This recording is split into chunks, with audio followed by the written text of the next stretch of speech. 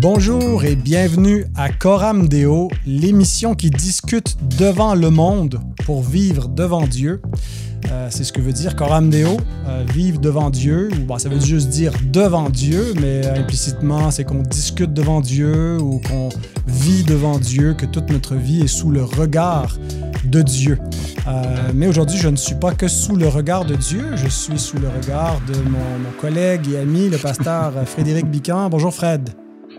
Bonjour Pascal, c'est un plaisir d'être à nouveau avec toi. Ouais, on ne s'est pas quitté pour trop longtemps, même si dans le temps de podcast pour les gens qui nous écoutent, il s'est écoulé une semaine. On veut parler aujourd'hui de l'associationnisme, un grand mot pour parler des relations entre les églises et les églises en particulier d'une même foi et généralement d'une même union. Il y a un rapport formel et on va réfléchir à toutes ces questions-là. Mais je vous rappelle que l'émission Coram Deo est soutenue par ses auditeurs. Alors, si vous voulez devenir un partenaire, devenir un collaborateur, vous pouvez le faire. Il y a un lien dans la description pour nous soutenir. Et il y a également les éditions Publications chrétiennes qui vous recommandent le livre de Thomas Witherow, L'Église apostolique, laquelle? Alors, toutes les églises veulent être apostoliques, mais qu'est-ce qu'il faut pour être apostolique? Est-ce qu'il faut être dans une continuité organique avec les apôtres par la succession apostolique comme le prétend l'Église de Rome? Ou est-ce qu'il faut être dans la foi des apôtres? Ce livre de 108 pages vous aide à réfléchir à la question de l'apostolicité de l'Église, une question vraiment importante, fondamentale à toute bonne ecclésiologie. Alors, mon cher Fred, non seulement tu es pasteur d'une église, mais tu es aussi président d'une union d'églises. Vous dites plutôt une union. Nous, on appelle ça des associations. Je pense qu'on a un peu le même concept à l'esprit, mais est-ce que tu peux nous parler brièvement ce qu'est l'action biblique en tant qu'union? Oui, bien sûr. Alors, en effet, le statut juridique devant la loi française, c'est une association, en plus une association en ce qui concerne l'action biblique, donc loi 1905, c'est-à-dire qu'elle a un objet religieux, cultuel, mais c'est vrai qu'on a plutôt tendance à parler d'union, union d'église ou famille d'église, mais le terme le plus souvent employé, c'est union.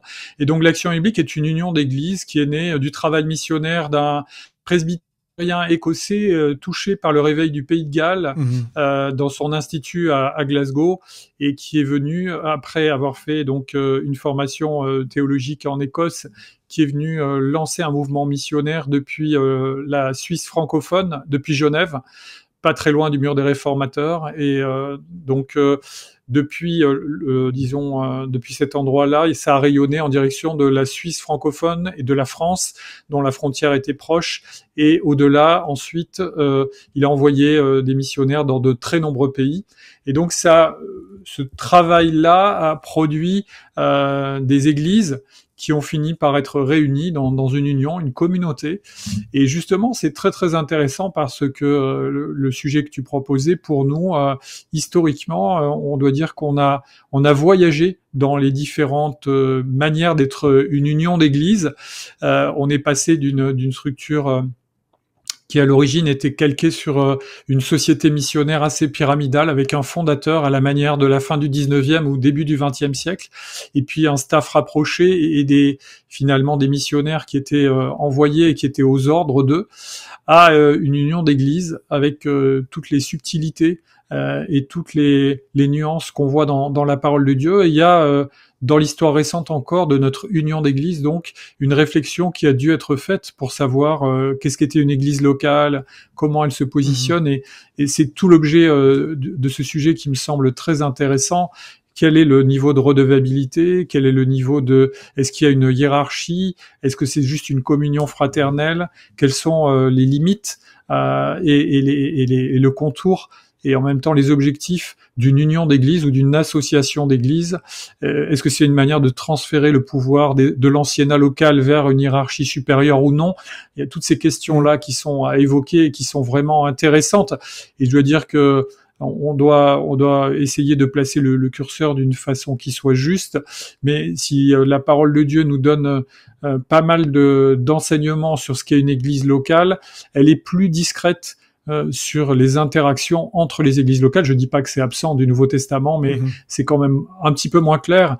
Et probablement, c'est ce qui a conduit à ce que dans l'histoire de l'Église, on ait plusieurs manières de réfléchir et de mettre en place des structures pour organiser ces associations d'églises, de choses qui étaient extrêmement contraignantes, pyramidales et hiérarchisées, à des choses qui, à l'inverse, étaient extrêmement souples, voire quasiment inexistantes. Ouais. Donc, il y a vraiment... voilà. Ouais. Tu lances un peu les questions qu'on doit se poser, auxquelles on doit répondre sur le rapport entre une église particulière et d'autres églises. Alors nous aussi, on est membre d'une association. Nous, c'est l'ARBQ, pour l'Association des Églises réformées baptistes du Québec. Donc, c'est pas une très grosse association, mais c'est une association qui a une base confessionnelle incluant non seulement les doctrines qui sont crues, mais même l'associationnisme est défini à l'intérieur de notre confession de foi. Alors, on pourra en parler un petit peu dans le volet historique de notre discussion d'aujourd'hui. C'est une association d'églises. D'abord, est-ce qu'il y a un fondement biblique à cela? On ne voit pas, comme tu le dis, les apôtres employer ce genre de langage qu'on a qui nous donne un peu plus l'impression de relever de nos administrations, nos structures administratives modernes. Donc, c'est quelque chose qui n'est pas vraiment biblique, qui est plutôt para-ecclésiastique. Mais je pense que, et toi et moi, on croit que c'est plus que simplement le pragmatisme des sociétés modernes, du côté administratif, qui nous amène à collaborer dans le cadre d'une association, à vivre l'associationnisme parce qu'il y a un fondement biblique à cela. Alors, quels seraient les éléments que tu dirais qui sous-tendent cette doctrine-là dans la parole de Dieu? Alors, moi, j'en vois au moins deux, et probablement y en a-t-il d'autres.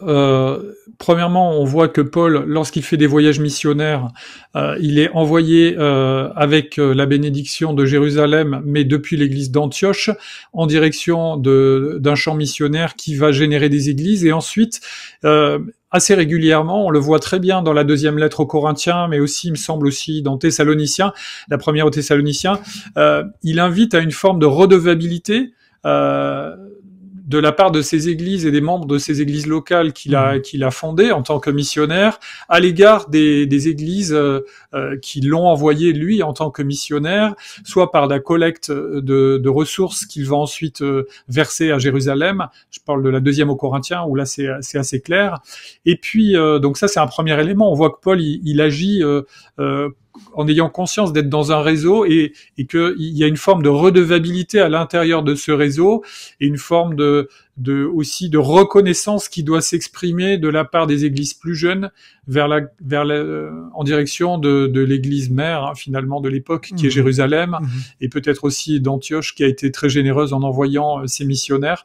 Et je dirais le deuxième élément qui me semble aussi aller dans ce sens-là, c'est la troisième épître de Jean. Alors Jean, dans ces trois épîtres, il met en garde, il est à la fin du 1er siècle, il met en garde les chrétiens de son époque contre les dangers qui peuvent menacer l'Église, notamment des personnes qui s'introduiraient et qui seraient des faux docteurs parce qu'ils auraient des doctrines déviantes. Et donc la deuxième épître de Jean, il va mettre en garde les chrétiens en leur disant « Ne recevez pas n'importe qui sous prétexte qu'il se dirait chrétien, mais éprouvez sa doctrine, et si la doctrine n'est pas bonne, eh bien ne lui dites même pas salut. » Mais dans la troisième de Jean, il suit l'inverse, la démarche inverse, et il me semble qu'il y a là une démarche d'équilibre, c'est-à-dire que l'Église locale, elle est, d'après lui, elle doit être vigilante de ne pas accueillir n'importe qui et de pas, donc, si on parle par rapport au problème qui nous intéresse, de pas nouer des liens avec n'importe qui. Il doit y avoir un regard doctrinal qui doit être la mesure des liens qui sont noués et reconnus. Et la troisième de Jean, elle va encourager à accueillir les gens qui viennent de l'entourage des apôtres, de l'entourage de Jean, puisque probablement à l'époque où il écrit, il est le dernier survivant de la génération des apôtres. Je vous lis juste quelques versets qui sont les versets 5 à 10. Dans 3 Jean, il n'y a qu'un seul chapitre, hein, donc on ne dit pas la référence du chapitre, c'est un chapitre unique. À partir du verset 5, « Bien-aimé, tu agis avec fidélité dans ce que tu fais pour les frères, notamment pour des frères étrangers, c'est-à-dire des frères qui n'appartiennent pas à l'église locale de celui qui reçoit la lettre, mais qui viennent d'ailleurs. Ils ont du reste rendu témoignage à ton amour devant l'église. Tu feras bien de les aider d'une manière digne de Dieu dans leur voyage. » Donc là, il appelle à une solidarité financière, hein, qui est pas juste l'hospitalité locale. « Car c'est pour le nom de Jésus-Christ qu'ils sont partis sans rien recevoir des non-croyants. Nous devons donc accueillir de tels hommes afin de travailler avec eux pour la vérité. » Donc il y a vraiment l'idée de collaboration qui est supra-ecclésiale, en tout cas au-dessus de, peut-être pas hors de l'église, mais en tout cas au-dessus de l'église locale, ou au-delà de l'église locale. « J'ai écrit quelques mots à l'église, mais Diotrephe, qui aime être le premier parmi eux, ne nous accueille pas. C'est pourquoi si je viens, je rappellerai les actes qu'il commet en bavardant contre nous de façon malveillante. Non content de faire cela, il n'accueille pas les frères, et ceux qui voudraient le faire, il les en empêche et les chasse de l'église. » Donc on voit que Jean, là, il est en train d'encourager Gaius, c'est celui qui reçoit la lettre, à collaborer avec les frères qui viennent de l'entourage de Jean et qui sont éprouvés comme des frères authentiques, et il désapprouve l'attitude de Diotrephe, qui serait une attitude complètement isolationniste, qui ne reconnaîtrait que l'autorité de Diotrephe au sein de l'église locale et absolument aucun autre lien parmi les chrétiens de l'époque. Et donc Jean se promet de le reprendre sévèrement lorsqu'il viendra, et on imagine qu'avec l'autorité qu'il avait, en effet, ça a dû être entendu s'il a eu l'occasion de voyager en direction de cette église. Donc voilà, pour moi, les fondements bibliques, enfin les bases bibliques, le point de départ biblique, il est là. L'église locale, elle n'est pas appelée à être complètement détachée de la communion des autres églises. Et il y a une véritable réflexion dès le 1er siècle pour réfléchir à quelle redevabilité et quelle unité doit s'exprimer entre les églises locales de l'époque et donc de toutes les époques qui vont suivre. Ouais, ben c'est un des points importants qu'on va voir par rapport à l'autorité d'une église locale, la sphère de son autorité, et puis qu'est-ce qu'implique, par exemple, sa discipline, si on et le système de lettres de recommandation qu'on voit dans le Nouveau Testament, de disciplines qui sont exercées par les apôtres avaient une valeur pas seulement locale, mais devaient être reconnues par d'autres églises. Alors, on voit que les églises ne travaillent pas seules dans leur coin.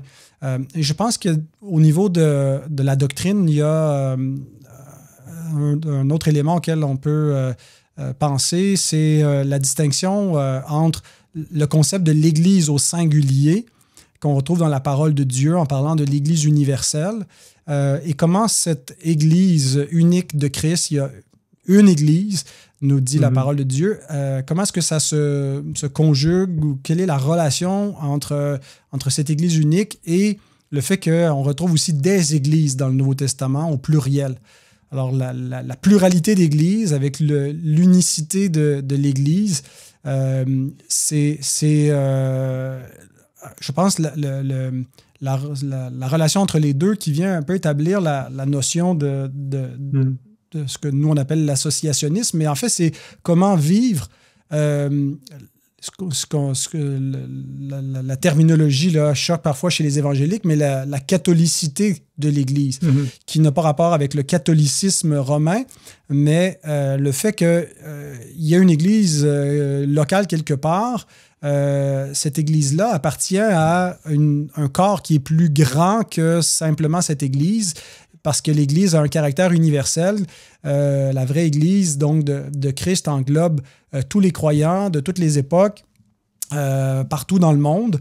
Et puis, donc, cette Église universelle, cette Église catholique, nous ne croyons pas qu'elle soit comme une institution visible avec une hiérarchie, avec un gouvernement qui est propre parce qu'on ne voit pas. Elle a un chef, l'Église universelle, qui est Christ. Mais Christ n'a pas établi de représentant. Je pense que c'est une mauvaise exégèse de dire que Pierre était ce premier chef et qu'il y a une succession apostolique et donc que l'évêque de Rome serait chef de l'Église universelle. Donc, l'Église universelle, pour nous, elle est invisible dans le sens où elle n'est pas une institution, il n'y a pas un bureau quelque part, un pouvoir centralisé. C'est l'Église de Jésus-Christ qui inclut tous ceux qui sont sauvés, qui sont l'Église. Mais cette Église devient visible lorsqu'il y a un rassemblement, parce que c'est ce que veut dire littéralement le mot Église, c'est une assemblée. Et donc, il y a des assemblées, des ecclésias qui se regroupent et on ne peut pas donc réunir une Église universelle. On est forcément limité dans l'espace et dans le temps. On est à un seul endroit à la fois, même si aujourd'hui on peut faire de la web diffusion qui permet à des gens d'un peu partout sur la planète de rendre un culte en même temps. Le vrai rassemblement, c'est lorsqu'on est présent physiquement ensemble, en esprit, en vérité, pour rendre un culte à Dieu, pour servir Dieu, pour s'organiser en tant qu'Église selon les ordonnances de la Nouvelle Alliance et du Nouveau Testament. Et là, il y a comme une façon concrète où cette Église universelle prend forme, prend corps quelque part. Mais chaque Église locale n'est pas unique, n'est pas complètement indépendante pour faire ce qu'elle veut. Elle ne peut pas donner la couleur qu'elle veut au christianisme ou réinventer la foi. Elle est pour demeurer une église et ne pas devenir une synagogue de Satan, pour ne pas devenir apostasier et perdre son chandelier, doit rester dans la vérité. Et donc, il y a dans une église locale un peu ces deux pôles là, c'est une église qui est locale, il y a un gouvernement local, mais qui appartient à quelque chose de plus grand qu'elle. Et la façon que cette relation avec l'Église universelle va se vivre, c'est souvent au travers d'une association. C'est au travers d'un rapport, d'une communion avec d'autres églises, où elle va vivre un rapport de réciprocité, où elle va concrétiser sa relation avec l'Église de Jésus-Christ au singulier pour essayer de goûter un peu à cette universalité. Maintenant, dans l'histoire de l'Église, ce concept a pris différentes formes d'articuler bibliquement comment est-ce qu'une congrégation est en relation avec d'autres. Il y a eu de la rivalité, il y a eu par moments des églises qui avaient plus de pouvoir et qui exerçaient une ascendance, puis on a essayé d'associer à l'autorité apostolique ce pouvoir-là. Avec initialement peut-être l'Église de Jérusalem, mais par la suite, dans l'histoire, avec les siècles qui ont passé, c'est Rome qui a atteint une prédominance. Mais pendant longtemps, il y avait une rivalité aussi avec Constantinople, avec Antioche, des églises importantes. Donc, qu'est-ce que de ton étude un peu de l'histoire de l'Église, tu retiens sur cette question-là de l'associationnisme comme vous le vivez aujourd'hui? On n'aime pas penser que notre théologie est apparue un peu en rupture avec l'histoire qui l'a précédée. Il y a nécessairement une rupture quand on arrive un peu à la réforme de l'Église, où on va revoir la notion de la catholicité de l'Église, et puis on se sépare de Rome, et ça a forcément un impact par rapport à la relation entre une Église particulière, que ce soit nationale ou locale ou régionale, par rapport à l'ensemble des Églises universelles. Donc voilà, comment quelle page de l'histoire t'apparaît importante pour réfléchir à la question de l'associationnisme et comment on le vit aujourd'hui? Alors, il me semble que dans l'histoire de l'Église, on peut voir 4 niveaux différents sur la façon de concevoir les relations entre l'Église locale et le reste des églises et ce qu'on pourrait appeler l'Église universelle.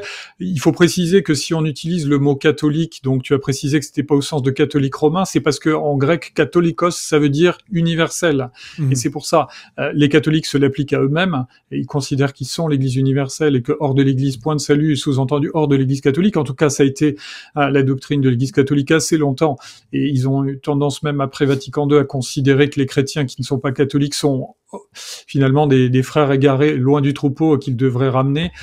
Mais nous, si jamais lorsqu'on utilise le terme catholique, c'est pas pour dire catholique romain, mais c'est pour dire universel, par allusion aussi au credo qui disait que l'Église était une, sainte, catholique ou universelle et apostolique. Donc c'était les 4 marques de l'Église universelle dans les premières formulations de la foi chrétienne. Et il me semble que donc on pourrait distinguer 4 niveaux d'organisation de l'Église qui ont traversé l'histoire de l'Église sur les 2 derniers millénaires. Premièrement, celle qui a fini par triompher dans le catholicisme, c'est-à-dire une hiérarchie pyramidale qui essaye de reproduire l'autorité des apôtres incarnée en un seul homme, entouré donc de personnes qui lui sont dévouées, qui forment la curie romaine, et ensuite qui s'articulent de façon pyramidale jusqu'en bas de l'échelle, en passant par les archevêques, les évêques, les prêtres, les diacres, et puis les simples fidèles des églises locales. Donc cette forme-là, eh bien, nous la désapprouvons, et voilà, il y a de bonnes raisons de le faire. Et quand tu parlais tout à l'heure, je me disais, c'est amusant, le fait qu'on soit cessationniste, on l'oppose souvent à la vision charismatique et pentecôtiste des choses, mais en fait, on pourrait aussi l'opposer au catholicisme, le fait qu'on soit cessationniste, c'est-à-dire qu'on peut pas transposer l'autorité des apôtres de ce côté-ci de l'histoire de l'Église, parce qu'on considère qu'après la disparition des 12 choisis par Christ, on n'est plus dans la même économie, et qu'il y avait des dons particuliers, une vocation particulière des apôtres qui n'est pas transmissible une fois qu'ils ont posé les fondements. Donc on peut pas se réclamer successeur de Pierre et exercer la même autorité que lui. Le cessationnisme de ce point de vue-là aussi est utile. Amen. Donc on n'est pas d'accord avec le catholicisme et puis sa façon de voir l'Église, mais on doit lui reconnaître le génie de l'organisation à travers les siècles et les millénaires, et d'avoir essayé d'apporter une solution pragmatique à une Église, une communauté qui à un moment coïncidait avec l'ensemble du monde connu, tout l'Empire romain et ensuite toute l'Europe occidentale et même le nord de l'Afrique jusqu'à l'invasion arabe. Et donc le catholicisme a essayé de répondre à ces défis-là, et on va dire que sur le plan humain, ça a plutôt été un succès, même si nous, en tant que héritier de la réforme et du protestantisme, on va avoir un regard critique sur cette organisation-là qui parfois a été accusée plutôt de pencher du côté de pouvoir politique et de la gloire d'une autorité humaine plutôt que de chercher à vraiment administrer selon la parole de Dieu. Mais c'est un modèle qui a été qui a influencé notre culture, donc il faut en tenir compte.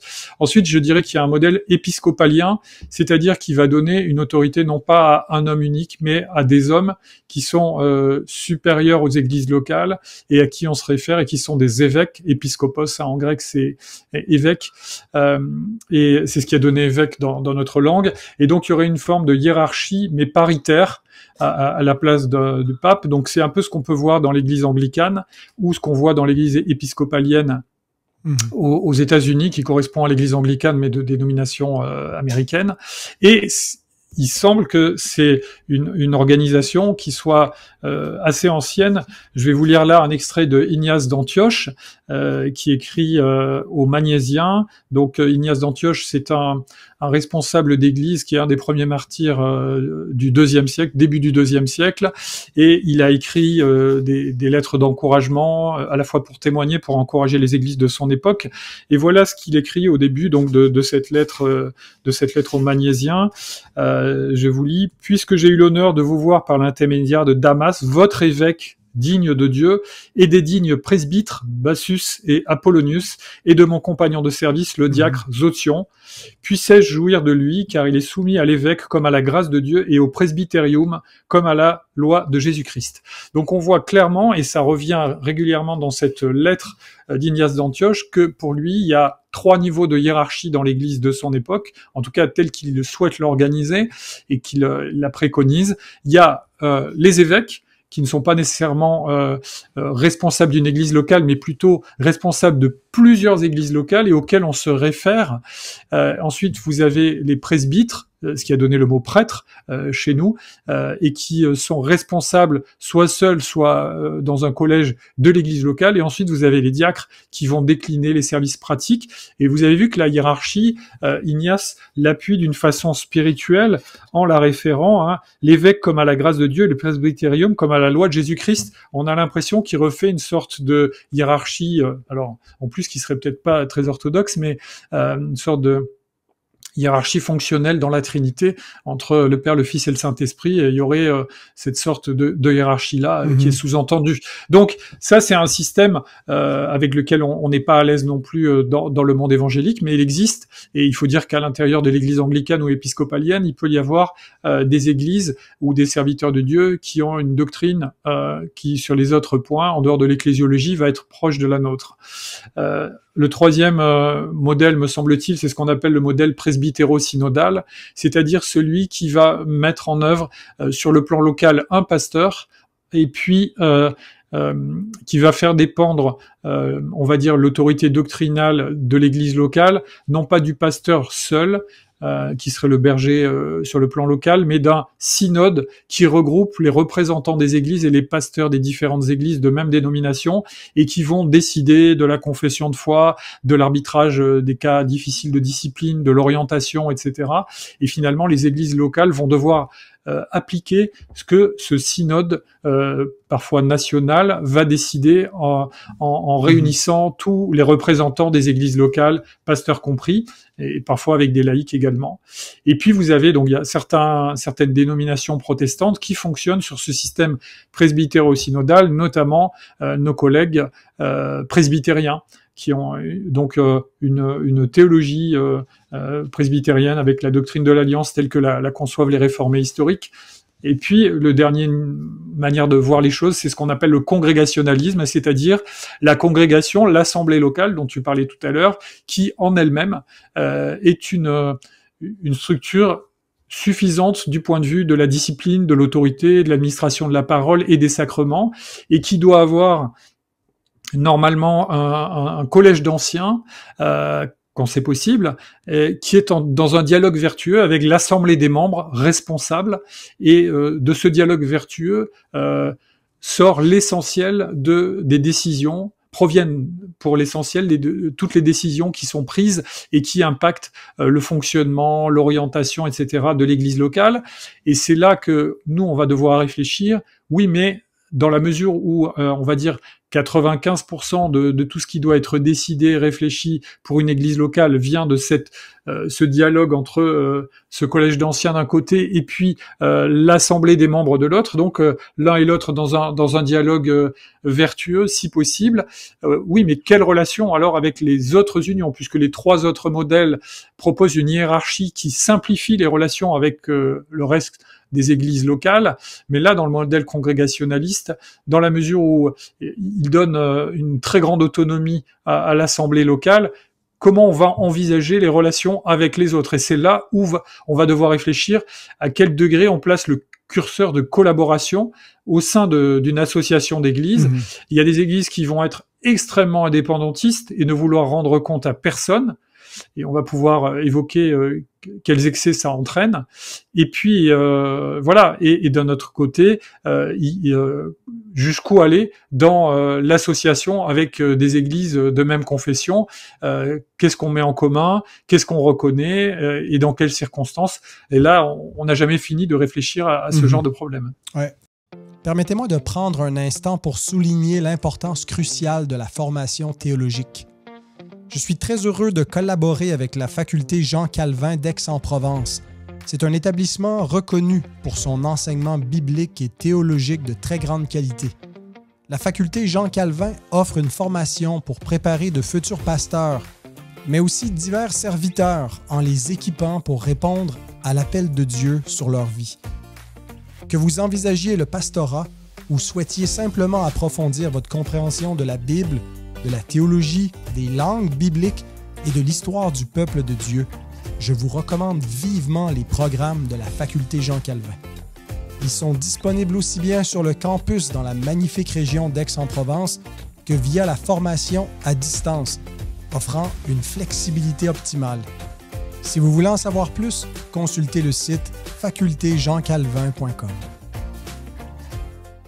Merci, ça nous situe bien quand on regarde de cette perspective historique, les quatre grands modèles là, de gouvernance de l'Église et l'enjeu particulier pour les églises congrégationalistes de se rendre redevable ou de vivre ce qu'on pourrait appeler la catholicité de l'Église, de comprendre qu'ils ne sont pas sur une île, ils sont en communion avec d'autres églises.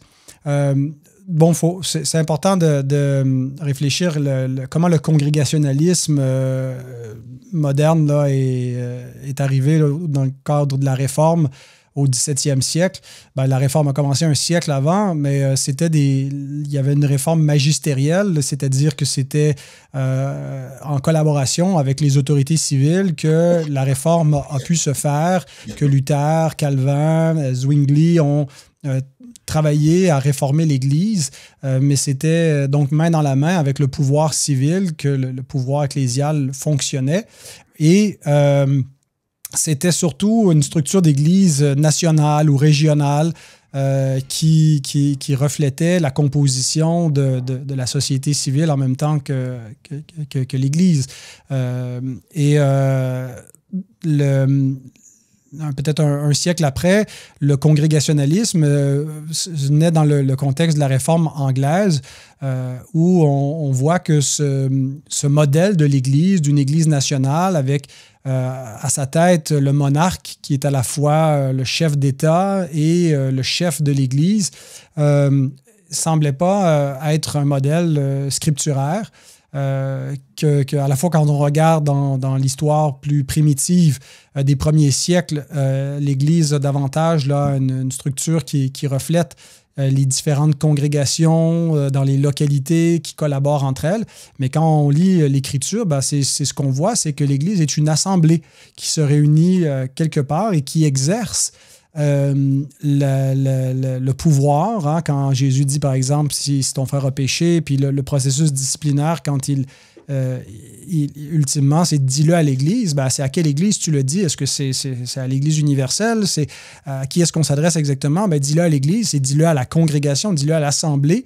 Et on le voit par les épîtres, où concrètement, c'est la congrégation, par exemple, de Corinthe ou d'Éphèse qui exerce une discipline sur ses membres.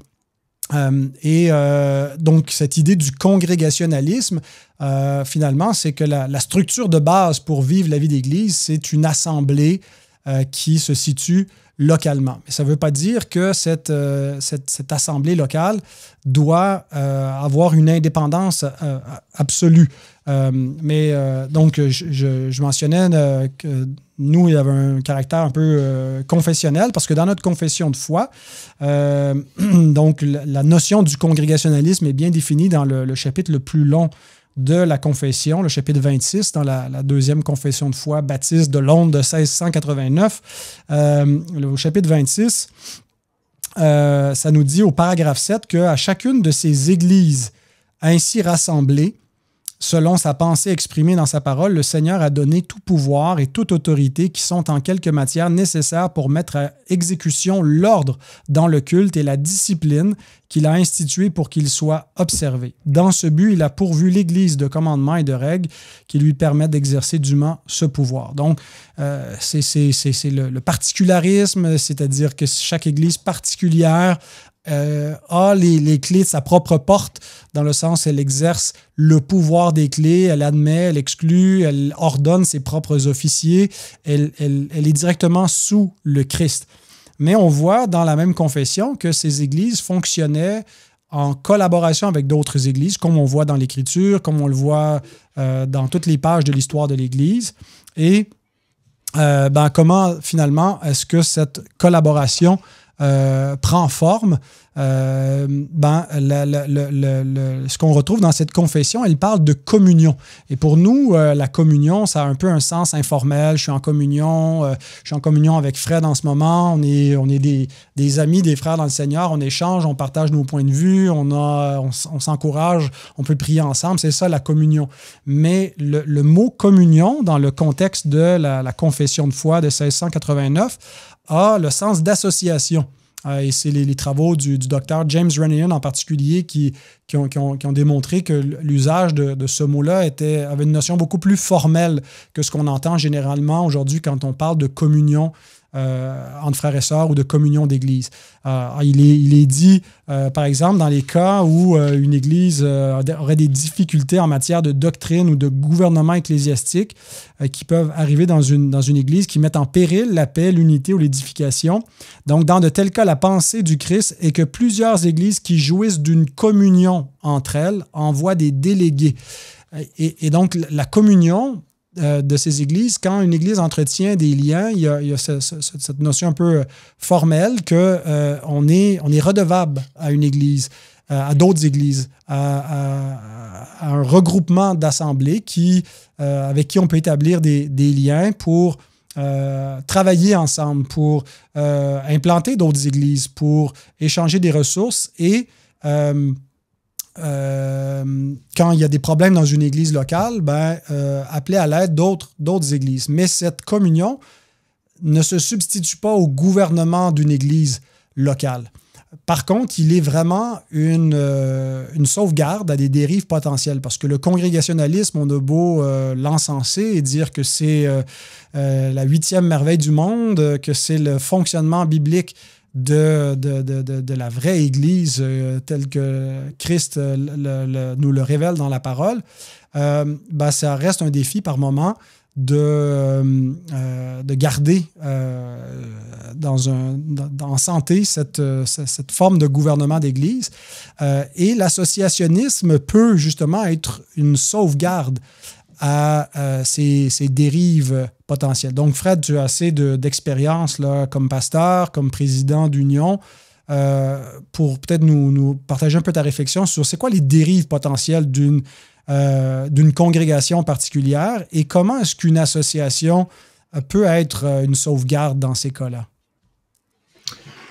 Alors, en tout cas, je ne sais pas si l'association en elle-même est une sauvegarde absolue, mais en tout cas, le fait d'être inscrit de façon active et intentionnelle dans une association qui dépasse l'église locale, c'est le signe pour une église locale qu'elle va essayer de se rendre redevable et sans demander à une autorité extérieure de venir faire le travail qu'elle est censée faire donc avec les deux structures dont on parlait tout à l'heure, l'anciennat paritaire d'un côté et puis l'assemblée des membres de l'autre, eh bien ça va permettre de rester en dialogue et de donner la possibilité à d'autres dans un dialogue fraternel de pointer du doigt ou d'attirer l'attention ou de stimuler ou de confronter pour ne pas être tout seul enfermé dans une bulle, un peu comme on voit Diotrephe que critique l'apôtre Jean dans l'extrait qu'on a lu tout à l'heure, qui empêchait tous ceux qui ne venaient pas de l'église locale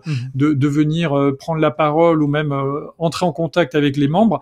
Et je pense qu'une des dérives qui peut être vraiment préjudiciable à l'église locale et au témoignage de l'évangile, c'est quand un congrégationalisme sera vécu de façon tellement extrême que le pasteur sera perçu comme, ou éventuellement les anciens seront perçus comme tout puissants, comme autorité absolue. On va critiquer le catholicisme, mais dans certaines églises très indépendantes, le pasteur il a quasiment l'autorité du pape dans l'église locale, avec une impossibilité de le critiquer, sinon on critique le serviteur de Dieu loin qui est là, de l'éternel. etc. Voilà, il y a pas d'ironie, je veux dire, c'est en effet, je crois tout à fait que les pasteurs et les anciens sont des personnes appelées par Dieu à le servir, mais ça fait pas de nous des gens infaillibles, et il faut qu'on ait la sagesse de se mettre dans des structures qui nous nous entraîne à une forme de redevabilité, de même que le Seigneur dans l'Ancien Testament veillait à ce que tous les pouvoirs ne soient pas entre les mains du même homme, en séparant prophètes, sacrificateurs et rois, et qu'il utilisait chacun des magistères pour reprendre l'autre quand il y avait une erreur. Eh bien, dans l'Église locale, il ne faut pas qu'on se croie meilleur et plus fort que ceux qui nous ont précédés dans l'histoire du peuple de Dieu, et qu'on pourrait réunir toutes les autorités de l'Église entre les mains d'un seul homme ou d'un très petit groupe d'hommes, comme s'il était forcément infaillible. Il faut avoir la sagesse déjà d'exprimer la communion clairement avec d'autres églises. L'église, c'est pas que sur le plan local. L'église locale, c'est un petit bout de cette église universelle, et on doit témoigner de cette communion d'une façon claire, positive, active, etc., intentionnelle, et aussi être confronté. Alors, il m'est arrivé de dialoguer avec un responsable d'une église qui était en train de s'isoler complètement. Ils avaient démissionné de leur union d'église et ils avaient commencé, à promouvoir un enseignement. On a l'impression qu'ils redécouvraient, comme s'ils redécouvraient eux-mêmes toutes les vérités bibliques, et qu'il n'y avait plus aucune église sur terre en dehors de la leur. Et j'avais discuté avec ce frère en lui disant, mais ne vous démettez pas dans une situation où personne ne sera en mesure de vous dire que vous vous trompez. Ouais. Voilà. Peut-être que vous avez raison dans certains domaines, mais et là, vous voyez que ce qui menace le congrégationalisme, ce qui menacerait le congrégationalisme extrême, c'est une forme de dérive sectaire, où les gens sont enfermés dans un groupe, et hors de ce groupe, point de salut, et on force le trait d'une façon qui est excessive, et de ce fait, eh bien, on tombe dans un excès, je pense, qu'il faut éviter, et qui est dénoncé aussi bien par Paul que par Jean dans le Nouveau Testament. Ouais, puis bon, tu as évoqué Diotrephe qui recevait pas d'autres en dehors de l'Église. L'autoritarisme, je pense, c'est une des dérives. On a à l'intérieur de l'Église d'abord la pluralité d'anciens qui va servir un peu comme sauvegarde, mais c'est pas absolu, parce que l'autoritarisme peut arriver au sein d'un collège d'anciens et des abus qui sont faits même en commun.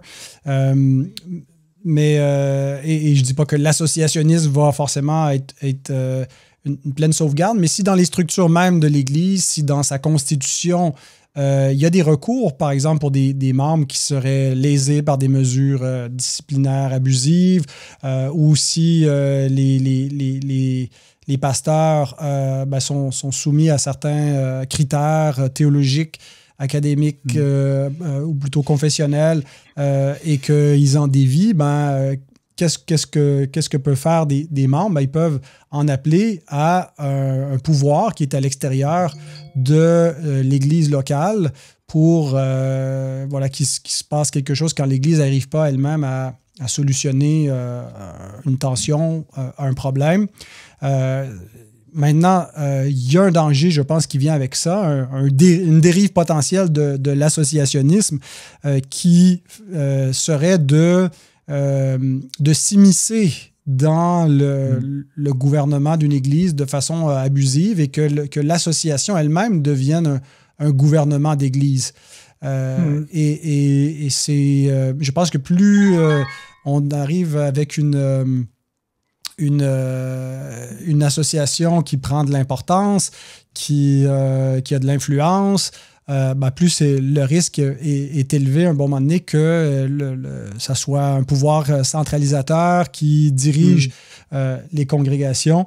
Est-ce que tu vois d'autres dérives potentielles par rapport à une association d'église vis-à-vis des congrégations? Écoute, moi je pense que c'est le problème dramatique depuis la chute de la façon qu'ont les hommes de gérer le pouvoir, qu'ils soient chrétiens ou non. Jésus est déjà en train de reprendre les apôtres parce qu'il cherche à savoir qui est le plus important parmi eux. Et il leur dit, mais c'est pas comme ça que vous devez réfléchir. Celui qui veut être le responsable, il doit être le serviteur de tous. Et donc on doit réfléchir d'une façon très très sage à la manière de gérer le pouvoir, mais il est vrai que quand on est confronté à des situations de pouvoir, le pouvoir en lui-même peut être très séduisant et l'occasion de chute, que ce soit sur sur le plan local dans une église locale comme sur le plan d'une association. Alors, on peut s'enorgueillir et penser que, comme Nebuchadnezzar, que nous sommes détenteurs d'une autorité dont nous sommes la source, alors qu'en fait, elle nous a été confiée par Christ. Donc là encore, c'est quand même important d'être dans une situation de redevabilité pour que des personnes, tant sur le plan local que de l'association, que dans le domaine évangélique, ou des mêmes dénominations, quand on va être en dialogue, soit en mesure de tirer le signal d'alarme, de nourrir notre réflexion, et que le Seigneur puisse utiliser ces moyens-là pour nous ramener à la raison, en plus de la méditation de sa parole.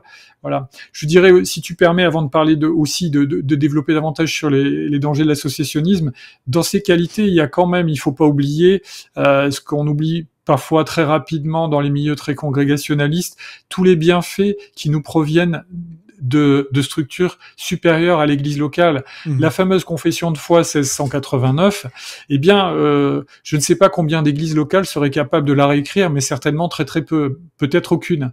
Et ce que je veux dire, c'est que l'orientation doctrinale majeure, la réflexion profonde, l'étude de la parole, la création d'instituts bibliques où les serviteurs de Dieu vont apprendre, les œuvres qui vont être capables d'envoyer des missionnaires, toutes ces choses-là, l'édition de la parole de Dieu elle-même, sa diffusion, tout ça implique des structures transversales qui vont dépasser l'église locale. Aucune église locale, aussi grande soit-elle, n'est capable à elle seule de faire tous ces aspects-là. Il y a une forme de complémentarité dans l'Église universelle qui doit glorifier le Seigneur. Et il faut qu'on cherche à travers l'association, et l'association elle-même, elle est en dialogue avec des associations de même tendance. Et voilà, il y a un phénomène de poupée russe qui nous inclut au fur et à mesure dans l'Église universelle, ou au moins dans l'Église visible telle qu'elle s'exprime à notre époque. Et il y a des arbitrages à chaque fois, à chaque niveau, pour dire quelle solidarité je vais privilégier. Est-ce que on se rapproche de tel mouvement? Nous on réfléchit, nous on se sent très proche d'Évangile 21 en France, au niveau de l'Action biblique France, de Nine Marks.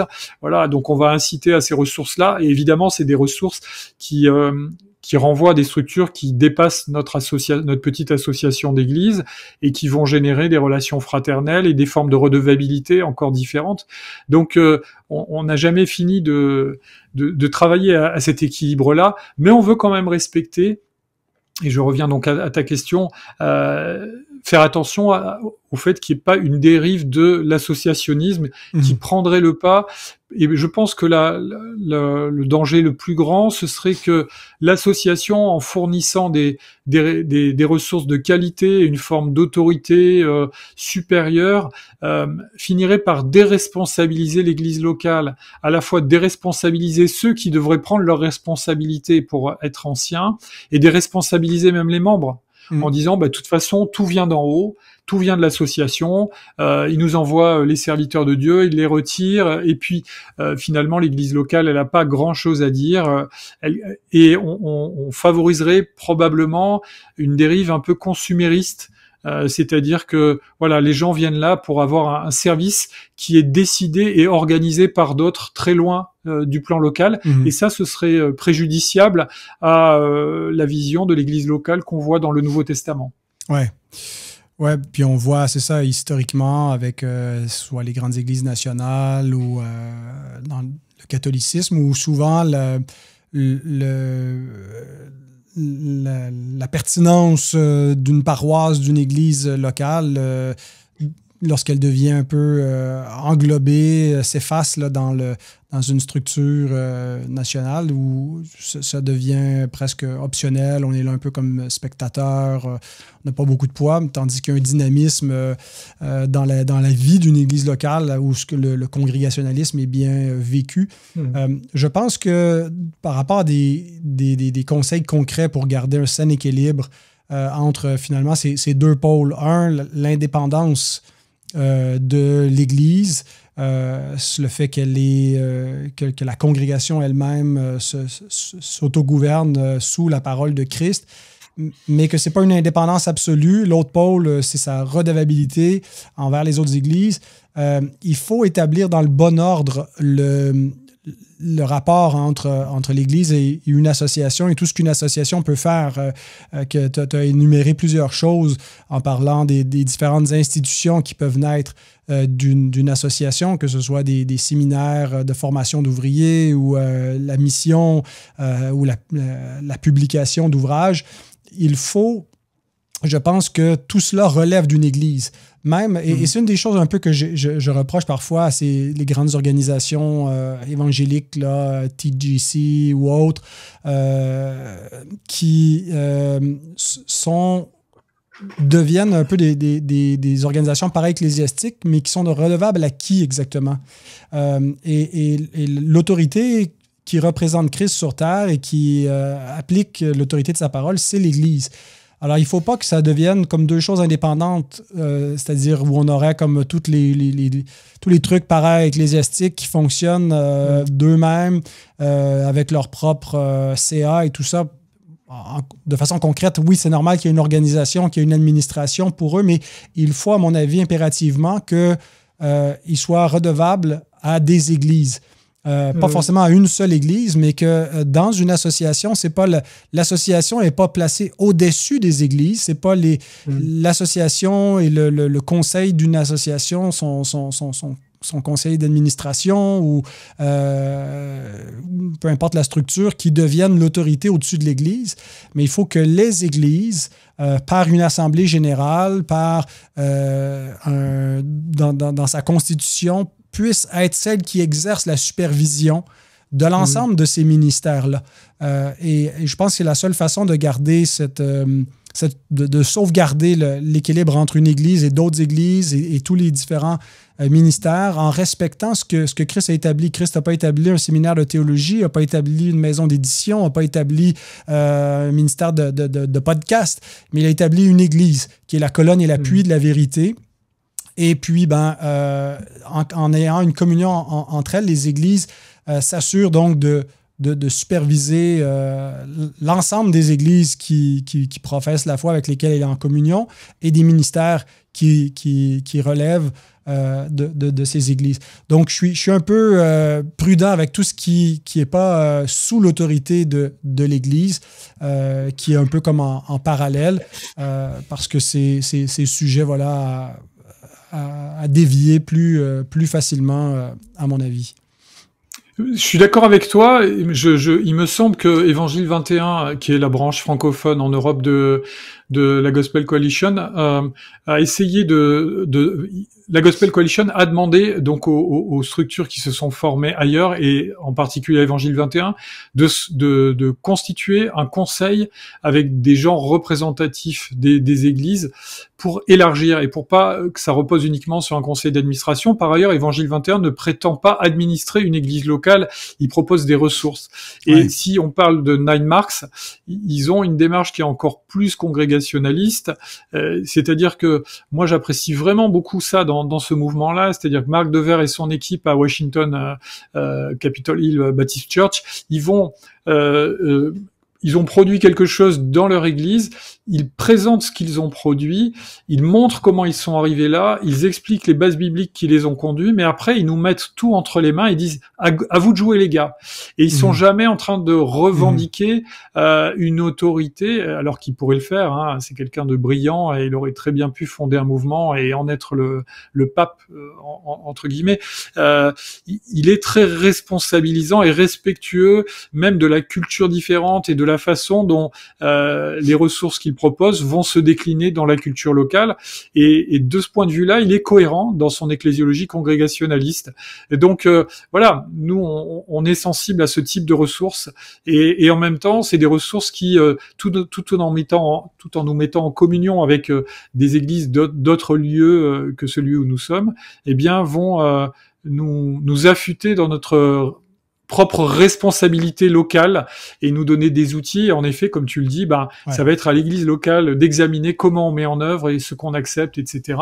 Mais avec peut-être des ressources qu'elle n'aurait pas eu la capacité par elle-même de produire à ce niveau de qualité. Ouais, tout à fait. Ouais, bon, mais c'est ça, et c'est toujours un défi de garder cet équilibre-là, de s'assurer qu'on se rend redevable, mais c'est vrai même pour les croyants, je veux dire individuellement, de vivre la vie chrétienne individuellement, mais collectivement. Alors, c'est aussi vrai au niveau de l'Église de vivre la vie chrétienne localement, mais en faisant partie de l'Église universelle et d'être en communion avec d'autres églises. Mais donc, nous croyons que d'avoir une forme d'association formelle dans laquelle on se rend redevable, on se donne des obligations, on se fait rapport les uns aux autres, on délibère, on avance ensemble, ben que c'est la meilleure façon qui a fait ses preuves, qui a un fondement biblique et historique pour vivre et goûter davantage là, le fruit de ce que l'Église de Christ sur la terre peut produire lorsque on se greffe avec d'autres assemblées. Est-ce qu'il y a d'autres choses qui viennent à l'esprit, mon cher Fred, avant qu'on mette fin à cette émission? Écoute, non, merci. Il me semble qu'on a dit déjà beaucoup de choses. Alors, c'est formidable.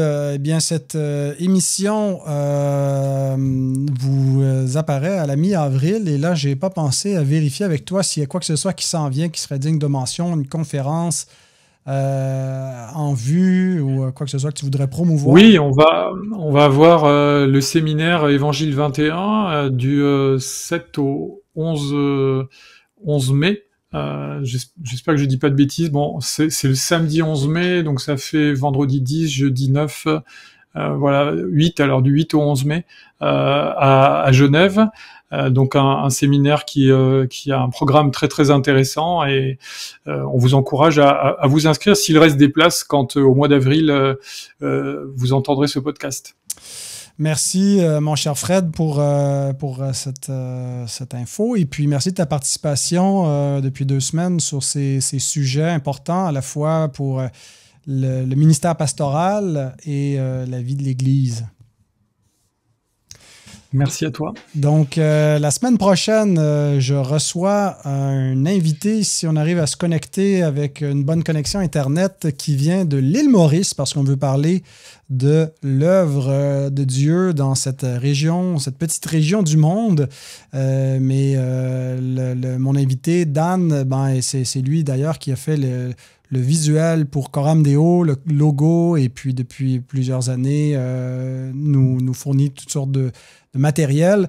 Il doit même lancer la boutique, peut-être qu'elle sera déjà lancée au moment où on se parle, avec plusieurs trucs, pas juste à l'effigie de Coram Deo, mais il est un artiste pour nous faire des beaux t-shirts de la Réforme avec des phrases, des slogans ou la tête que ce soit de Luther ou de Spurgeon.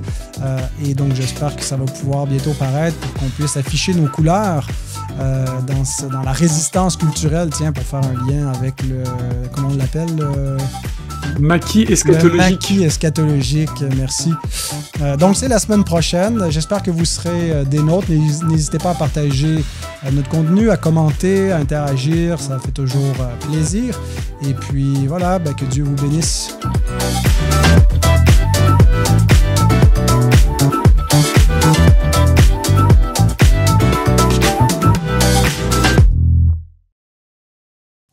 Parce que moi, je t'entends pas. Est-ce que c'est une bêtise, une erreur? Non, c'est moi qui fais des bêtises. Micro. Tu m'entends? Toi, tu m'entends? Oui. Ouais. Alors que moi, je t'entends pas. Mais peut-être que c'est moi qui ai mal réglé. Non. Alors, Fred. Je sais pas. Est-ce qu'il repère pas mon micro? 1, 2, 1, 2. Non, c'est de ma faute. Tu crois que c'est toi? Ah ouais, c'est de ta faute? Ok. Malte, il tente. Ouais. Où c'est la caméra? Là. De toute façon, moi je l'entends pas non plus parce que il a mal réglé son truc. Ça va? On peut pas l'entendre. Mais si, il répond. Qu'est-ce que tu crois, toi? Mais tu lis sur les lèvres, tu es formidable, Câlin. Extraordinaire. C'est mieux la barbe plus courte, franchement. Oh non, ne dis pas ça. C'était un hipster magnifique. Non, c'est mieux. Good. Ça va bien chez toi, mon frère? Écoute, ça va, je te remercie. bien occupé comme toujours, mais ça va. Et toi? Ouais. Oui, ça va bien aussi. On a un hiver assez doux quand même, donc on souffre moins. Nous aussi. C'est presque inquiétant parce qu'il est vraiment doux et Ah oui, hein? on a des arbres qui habituellement fleurissent fin février, début mars et qui là sont en fleurs.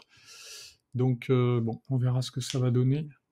Ah oui, c'est ça. Mais depuis le temps qu'ils nous Mm. promettent le réchauffement de la planète, faut Bah, bien que c'est ça sûr que arrive. toi, ça va te faire du bien. Mais enfin, nous, on a déjà chaud l'été. Si en plus l'hiver se met à être chaud, ça fera beaucoup.